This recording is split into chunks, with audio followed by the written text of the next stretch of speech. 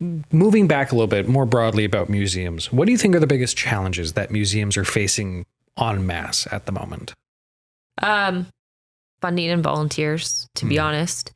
People expect a lot for their money, rightfully so with where we are right now. So I don't disagree with that. But understanding that a great interactive exhibit, something that you want to come back and see or to expect change, turnover in what you see, it's a lot of time. And when you have one person doing it, okay, you get it once a year. Right. Like 2 or 3 people, maybe you get it twice a year. Maybe you still only get it once a year, depending on how big it is.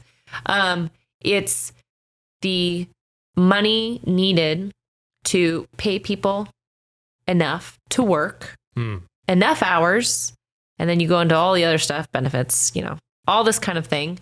And then to still make your product, the museum, right? Our exhibits and things like that is expensive. And it's more and more complicated because of that funding issue. And then volunteers. So if we're 2 or 3 people working on exhibits, I'm not running the front desk. Right. So I have volunteers running the front desk. Those two things cannot happen without each other. So. And it does seem like the demands or the expectations for museums, along with everything else, has just increased. You've talked about this in our last episode as well, but it's like, hey, what about video exhibits? What about those immersive experiences? Like that one museum I went to in whatsoever city where I can hear the agricultural and all that. It's hard. It is. And the creative part is what is the benefit to thinking of those things, because you talk about, it's not a hologram, but it's basically like a projection screen and in a room, and you go, man, I would love that. And somebody goes, well, just do it. And you go, well, I got to find the person to play the part. They got to kind of be historically, visually representative of whoever it is.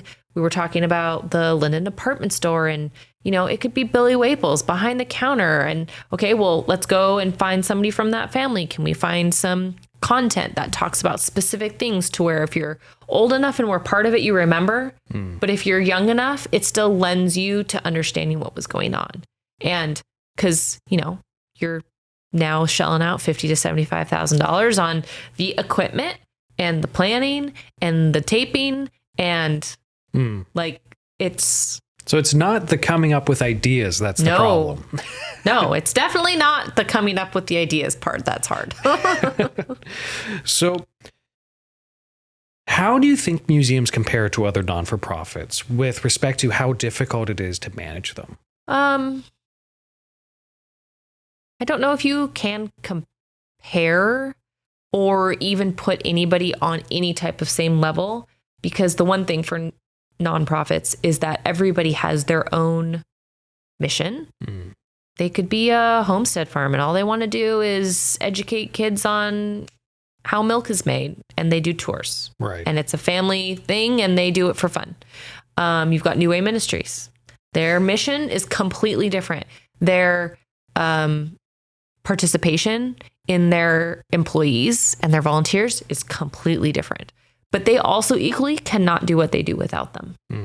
And most nonprofits are so much more mission related that the people matter 100% of the time. I cannot do my business side without the rest of it. And if I could, well, we wouldn't be on a mission to be doing anything really. So one cannot be present without the other. Right. So, but equally so, every nonprofit I've heard having a volunteer issue.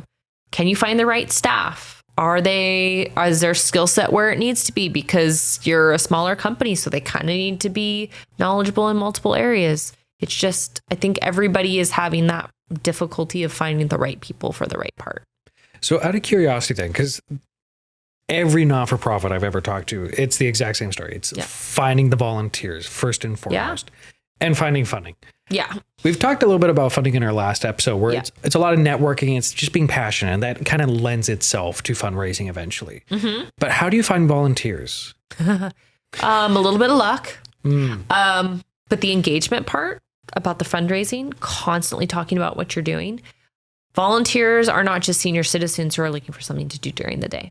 Some of them, we've got retired teachers that say, hey, I heard you're trying to work on your educational content. You know, I would love to come in. Can I do the school tours?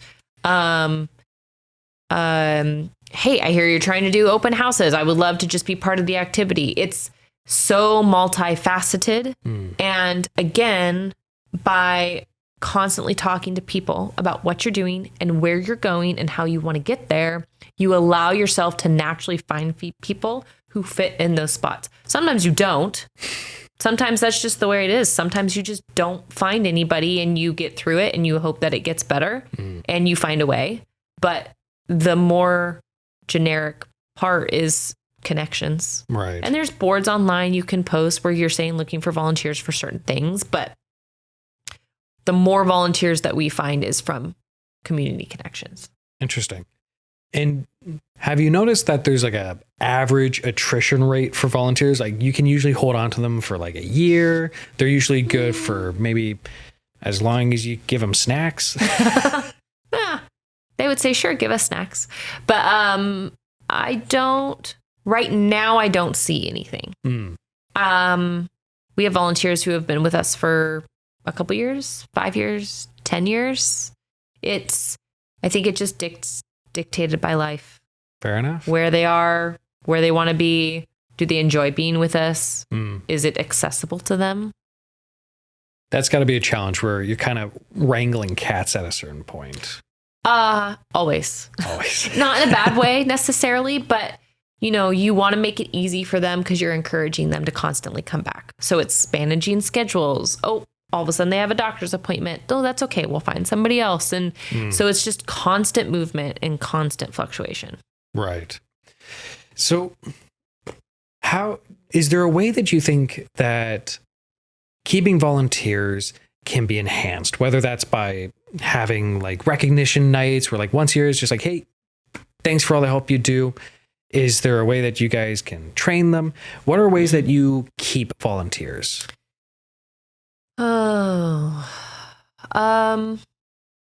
Showing appreciation is a big thing. They don't necessarily always think that they should get something. They're always very appreciative when we do. So for example, we do not quarterly, 3 times a year, we do breakfasts for our volunteers.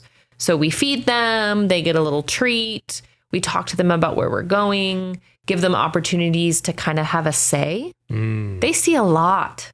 People talk to them all the time. They're engaged with people.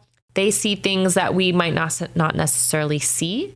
And so their input can actually make a very drastic difference, making sure that they are aware that we absolutely need them to speak up. But at the same time, that we have to make decisions about some things and letting them know that the museum's best interest is what our goal is. But a lot of the things that they've brought forward have made changes specifically at the museum that have made a big impact.